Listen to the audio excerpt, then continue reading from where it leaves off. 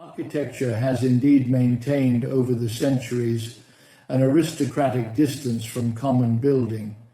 It is truly pointless to distinguish it from construction.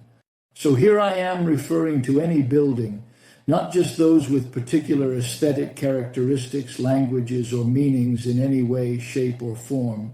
Living environments, on the other hand, are different. They are dynamic, alive, and produced by a succession of interactions, like a room, a house, a place, a street, a square, a part of the city. The theme is always about building at any scale, building communities, and constructing is just one of the tools I have. Living environments, therefore, are much more than urban planning, architecture, built and unbuilt spaces combined. They involve landscapes, health, safety, spirituality, sociality, and well-being. They are driven by a vision of the system, ignoring even the center-periphery oppositions.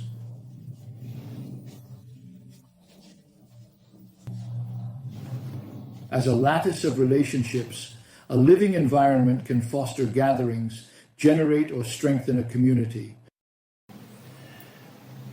Utility, firmness, and beauty still indeed make common sense, truly good common sense. In fact, certainly. Recommend a building in its autonomy, it will even remove indifference to the contexts. A triad forgotten for centuries, revived during the Renaissance, now completely anachronistic. Today, functions are unstable. Adaptability, accessibility, and attention to the life cycle of the built environment are necessary.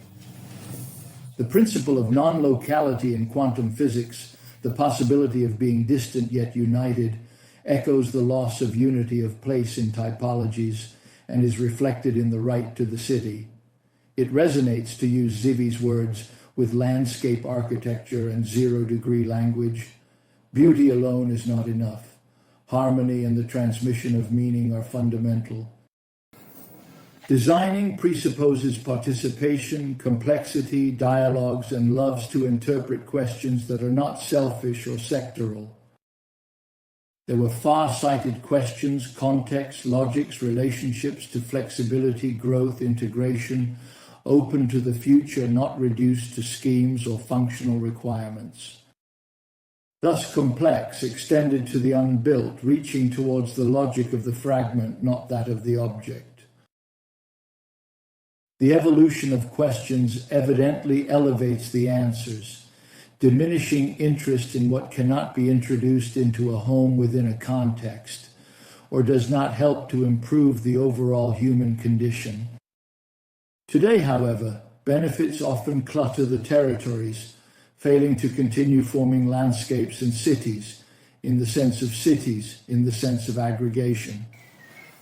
The 20th century solidified the culture of separation. It is urgent to break free from it. The future calls for integrations, interactions with presence and a systemic vision. Topological logic and relational optics help to mitigate the focus on individual buildings, suggesting an interest in the relationships with the context in which the intervention, this single operation, will be better integrated, and the surrounding environment, and the broader context. Thus, you have the triad that focuses on the autonomy of the building, and then comes what leads to investigating its relationships with the environment, landscape, and memory. It reflects on the simultaneous relationships on a planetary scale regarding environmental issues, with what identifies the culture of a community, the landscapes, in the European definition, and also with what the material characterizes, identifying any specific place, because there are collective memories, individual memories that reinforce it. In conclusion, living environments, the poetics of the fragment, intensify the grit, the intent as vital roots that I would dare to say are almost Copernican, which are essential in understanding the broader context of our discussion and are fundamental in grasping the overall implications. In this sense, the European Code for the Quality of Living Environments strengthens the role of the project and helps to make these ambitions concrete.